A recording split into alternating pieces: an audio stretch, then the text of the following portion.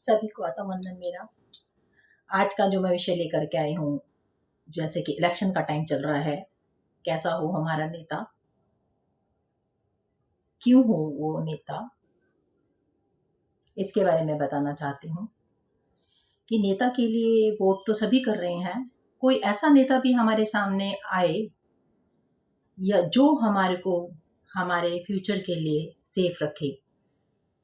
हम सब किस दायरे से गुजर रहे हैं, सबको पता है। किस तरीके से बीमारियां फैल रही हैं, किस तरीके से कैंसर फैल रहा है, हार्ट अटैक और इतने सारे इश्यूज, जो नई नई बीमारियां जिनके बारे में हमने कभी सोचा भी नहीं था, सुना भी नहीं था, ऐसी ऐसी बीमारियां हमारे सामने निकल करके आ रही हैं।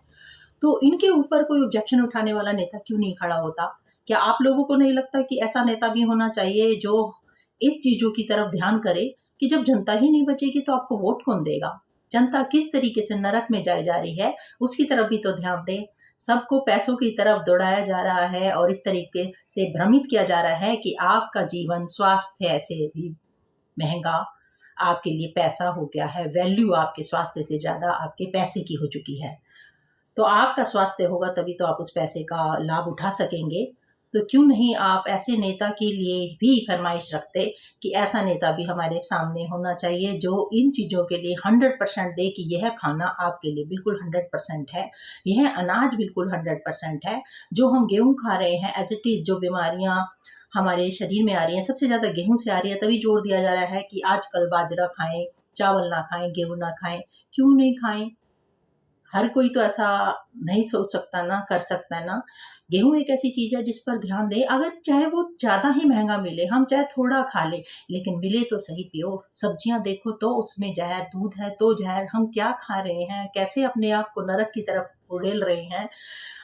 बस जब बीमार होते हैं डॉक्टर के पास चले जाते हैं। इतना दिमाग सोचने के लिए रखा ही नहीं है कि पैसा कमाने के लिए इतना घुसा दिया है दिमाग को कि आदमी सोच सके कि हमारा जीवन जो है हमारे शरीर से चलेगा, और शरीर चलेगा तो वो पैसा भी तभी काम आएगा। नहीं तो वो पैसा सीधा उस नरक में जा रहा है, हॉस्पिटल में जा रहा है। जो बीमारियां हम अपने पैसों से ही खरीद रहे हैं, ऐसे खाने में पैसा दे रहे हैं जो कि हमारे लिए बिल्कुल भी सुरक्षित नहीं है। वीडियोस बनाए जा रहे हैं तरबूज ना खाएं, उसमें इंजेक्शन दिए जा रहे हैं। अरे भाई, कोई ऐसा तो हो जो अपने आगे पूरा 100% लिख करके टांग दे कि 100% अगर आपके घर में से कोई बीमार हो जाए या इन फ्यूचर कभी ऐसा कुछ हो तो हमारे यहाँ से कोई सामान ना खरीदे। हम 100%, चाहे वो महंगा दे। प्लीज इस बात पर अवश्य गौर करें। नेता नेता नेता, पॉलिटिक्स पॉलिटिक्स पॉलिटिक्स। अरे शरीर के लिए भी तो कोई हो ऐसा बंदा।